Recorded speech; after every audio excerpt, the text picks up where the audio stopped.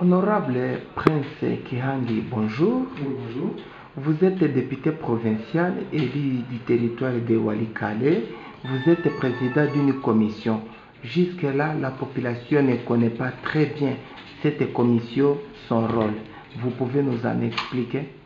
Oui, en fait, j'ai été désigné président de la commission qu'on appelle en abrégé PSAJ, soit la commission politique, sécurité, administrative et juridique. Et donc, principalement, j'ai 4 thématiques dans lesquelles j'interviens, notamment l'aspect politique, et donc toutes les questions ayant trait avec la situation politique de la province du Nord Kivu. Il s'agit de la politique au niveau de l'Assemblée provinciale, mais d'une manière étendue au niveau de la province du Nord Kivu. En deuxième lieu, c'est la thématique sécuritaire. Tout ce qui touche à la situation sécuritaire de la province au niveau de l'Assemblée, c'est-à-dire pour ce qui est de la responsabilité et de l'engagement des honorables députés au niveau de l'Assemblée provinciale, revient à cette commission que je préside. C'est ça en fait l'aspect sécuritaire. La troisième thématique, c'est l'administration, les questions administratives. Dans les différentes entités de la province du Nord Kivu, il se pose en tout cas énormément de problèmes sur le plan administratif, et cela revient encore une fois à la charge de la commission que j'ai présidée. Enfin, les aspects juridiques au niveau non seulement de l'Assemblée provinciale, mais aussi sur toute l'étendue de la province du Nord Kivu. Voilà d'une manière un peu brève les thématiques dans lesquelles ma commission travaille. Et déjà sur la table, nous avons énormément de problèmes, en tout cas des conflits qui nous sont rapportés sur l'aspect politique, notamment la représentativité de certaines entités, comment le bureau de l'Assemblée provinciale est constitué, du point de vue politique, est-ce que toutes les entités, toutes les communautés sont représentées au niveau du gouvernement provincial, est-ce que politiquement la province est bien gérée, politiquement toutes les entités, toutes les communautés sont représentées, les aspects même politiques au niveau de chaque entité. Nous nous intéressons à toutes ces questions. C'est-à-dire, s'il y a des problèmes dans votre entité qui a trait à l'aspect politique au niveau de la province, en tout cas, il vous est recommandé de passer par notre commission parce que les membres de la commission ont cette charge-là. L'aspect sécuritaire, on n'a pas cessé d'inviter les différents responsables au niveau de l'exécutif pour échanger autour de cette thématique sécuritaire parce que c'est de notre responsabilité. Et toutes les questions en lien avec la situation sécuritaire au niveau de la province qui sont adressées au président de l'Assemblée, celui-ci a la charge de les transférer au niveau de la commission. En fait, la commission, c'est un service technique du bureau de l'Assemblée ou de l'Assemblée d'une manière générale qui appuie aussi le travail de l'exécutif au niveau de la province du Nord Kivu. Dans l'administration, vous devez avoir suivi la grande problématique, la polémique autour de la question des pléthores, au niveau par exemple de la DGRNK, au niveau de l'administration publique, le problème lié à l'opérationnalisation de la fonction publique provinciale et locale. En fait, toutes ces questions sont en train d'être traitées au niveau de la commission dans cet aspect administratif. Et enfin, juridique, les questions juridiques, notamment pour ce qui est des problèmes fonciers, il y a ces gens-là qui détiennent des titres sur des concessions qui ne sont pas les leurs. Il y a des populations qui n'ont pas encore commencé à sécuriser juridiquement leurs propriétés foncières.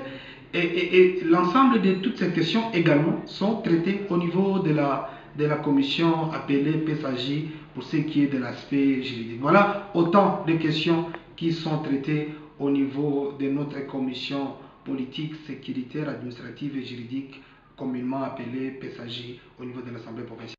Si nous comprenons bien, votre commission, c'est le croix de transmission entre l'Assemblée et l'exécutif. En fait, nous sommes un service technique de l'Assemblée provinciale. Et donc, toutes les matières dans lesquelles l'Assemblée provinciale ou le bureau voudrait se prononcer au niveau de la province, en tout cas, ça passe par notre commission. Nous ne sommes pas la seule commission. Nous en avons 4 et nous sommes l'une des 4 commissions. L'Assemblée provinciale, pour se prononcer sur une question quelconque, passe par cette commission permanente qui traite d'une manière approfondie toutes les questions pour donner un avis, soit au président, au bureau de l'Assemblée provinciale, soit à la plénière. Parce que chaque fois, on ne peut pas avoir tout le temps, à tout moment, que la plénière puisse statuer sur des questions. Il peut arriver que la plénière ait saisi d'une question, par exemple les motions incidentielles qui sont soulevées au cours des plénières. Certaines matières peuvent être versées au niveau de la commission, notre commission ou d'autres commissions. Et il reviendra à cette commission de traiter à fond cette question-là, et par la suite, la commission aura la charge de présenter ses conclusions au niveau de la plénière pour que la plénière s'y prononce, afin que l'Assemblée puisse prendre une position par rapport à une quelconque question qui va devoir intéresser l'Assemblée provinciale ou l'exécutif provincial. Donc nous sommes un service technique de l'Assemblée provinciale dans une manière bien précise. Avant que l'Assemblée ou le bureau ne puisse s'y prononcer, nous avons, l'obligation de traiter, de fouiller cette question et de donner un avis. Et d'autres missions qui sont organisées sur le terrain dans la province, il y a des questions, par exemple celle des infrastructures, la question des routes, la question des parcelles de l'État, la question par exemple de la paix des enseignants ou la gratuité de l'enseignement. Il y a une commission, notamment la commission socio-culturelle, qui traite de cette question et qui donne un avis au niveau de la plénière, et la plénière va se prononcer sur la base des matières ou des conclusions venues d'une commission particulière dans un domaine particulier et dans une matière précise. Du point de vue sécuritaire, comment vous collaborez avec les services de l'ordre?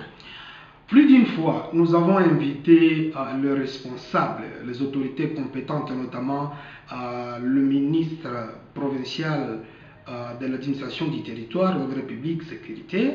On a eu des échanges fructueux, mais aussi on a déjà contacté certaines autorités au niveau local pour discuter autour de cette grande problématique de la sécurité au niveau de la province.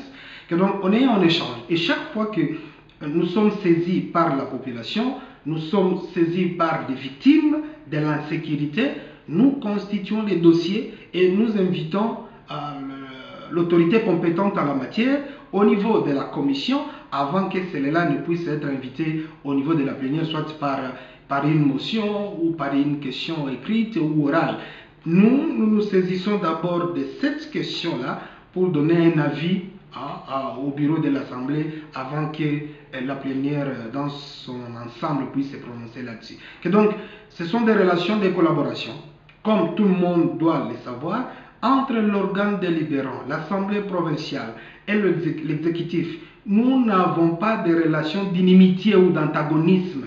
Nous sommes appelés à collaborer pour l'intérêt général de la province. Et si un ministre est convoqué ou est invité au niveau de l'Assemblée provinciale, ce n'est pas par antagonisme, mais plutôt c'est pour se compléter mutuellement, pour que nous puissions tous travailler pour l'intérêt général de la province du Nord Kivu et de toutes les populations qui vivent dans la province. Si nous parlons du point de vue justice, comment vous collaborez avec la machine judiciaire, surtout dans le domaine des prisons en province qui sont pléthores? Ah oui, là aussi il y a du pain sur la planche.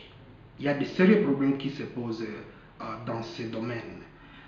Lorsqu'on fait le tour de la province, on se rend compte que les conditions carcérales ne sont pas bonnes, sont vraiment critiquables et critiquées, sont inadmissibles et intolérables.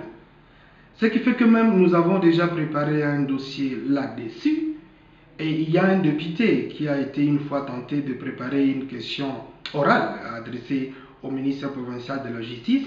Mais nous, au niveau de la commission, nous avons pensé que ce serait d'abord intéressant, important que, après que nous ayons fini le dossier, que nous puissions inviter le ministre en charge de cette question.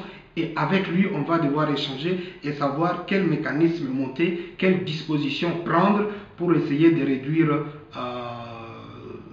ces difficultés, en tout cas auxquelles on est buté dans les secteurs de justice. Mais aussi au niveau de l'administration de la justice, ici, il y a des sérieux problèmes. Il y a des sérieux problèmes qui demandent des solutions importantes.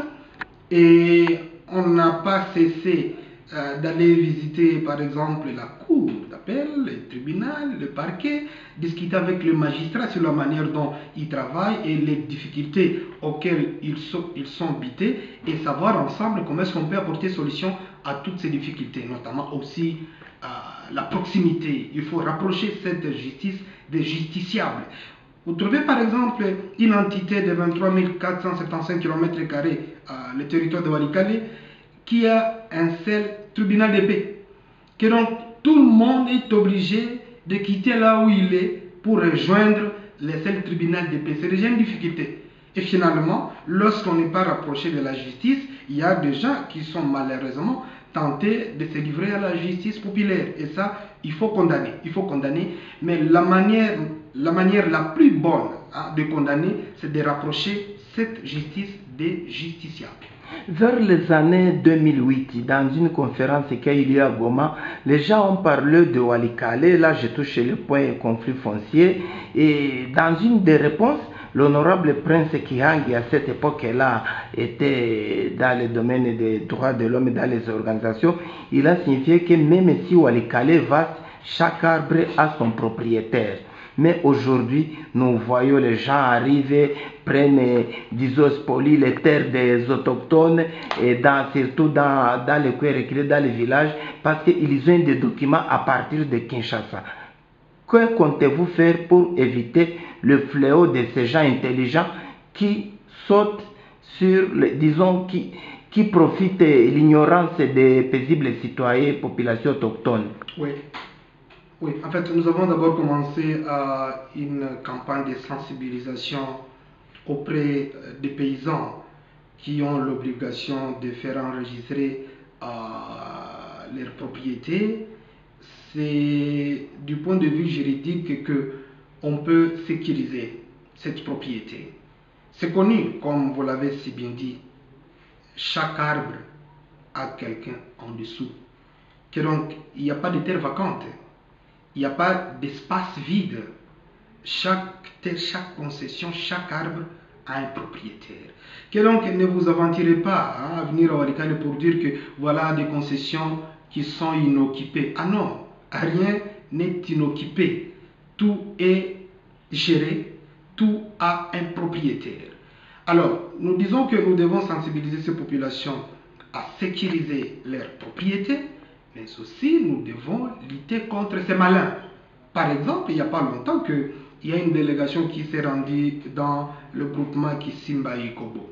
Les gens se sont partagés les terres. Et curieusement, des gens qui disent que ce sont des concessions qui étaient octroyées au feu président Habyarimana du Rwanda. Et c'est curieux, c'est étonnant de voir que des citoyens congolais qui disent que comme ce sont des concessions qui appartiendraient à Habyarimana, que donc ce sont des concessions qui leur reviennent de plein droit, que donc ils sont en train de vouloir nous dire qu'ils sont de la famille. Et je suis tenté, et je suis en train de même préparer ça, une question orale adressée au ministre en charge de cette question, pour que le ministre puisse nous aider à savoir si réellement il y a des concessions qui appartiendraient au fait président Habyarimana du Rwanda et qui est membre de sa famille parmi les Congolais pour demander que ces concessions leur reviennent. C'est une question qui crée des tensions déjà au niveau de Kisimba Ikobo, à Pinga, à Boulehoussa. Et je crois que le gouverneur devra s'y prononcer sous peu. Nous allons devoir les saisir par écrit. Et s'il ne répond pas dans le meilleur délai, il va nous revenir, nous, comme députés de Walikale, à pouvoir inviter le gouverneur, si pas le ministre en charge des affaires foncières, pour que nous puissions juguler cette crise. Il faut mettre fin à cette pratique-là. Des gens qui sont en Kinshasa, tout simplement parce qu'ils sont malins, ils obtiennent des titres, surtout que le ministère au niveau national n'a jamais voulu organiser des missions, en tout cas des vacances de terre dans les milieux ruraux. Lorsqu'on a de l'argent à Kinshasa, on peut se taper de grandes concessions sans que le paysan ne les sache. Et finalement, on se dit que dans l'avenir, il y a des sérieux conflits qui vont devoir naître dans le Walikale. Parce que les paysans ignorent tout. Ils ne savent pas qu'il y a des maladies. Même à Massissi. Massissi également. Massissi, c'est pire d'ailleurs. À Massissi, c'est pas que ce sont des conflits qui vont devoir naître, mais nous vivons les conflits de Massissi. Par exemple, entre agriculteurs et éleveurs, entre petits citoyens, les paysans et des grands concessionnaires, des gens qui se tapent des grandes concessions et chassent des milliers de gens. Les gens sont dans les rues. Et donc, ça, c'est aussi une grande difficulté. Ce n'est pas seulement dans le Massissi, à Outchoum également, dans les sites de Lubero également. Et donc, c'est presque sur toute l'étendue de la province du Nord Kivu. Et toutes ces questions sont en train d'être traitées au niveau de notre commission. Et le moment va devoir venir pour que nous puissions mettre à la face du monde toutes ces questions qui préoccupent et qui gênent les citoyens congolais, les paysans qui vivent dans les milieux ruraux. Honorable Prince Kiangi Kiamwami, merci pour l'entretien. Bien, merci.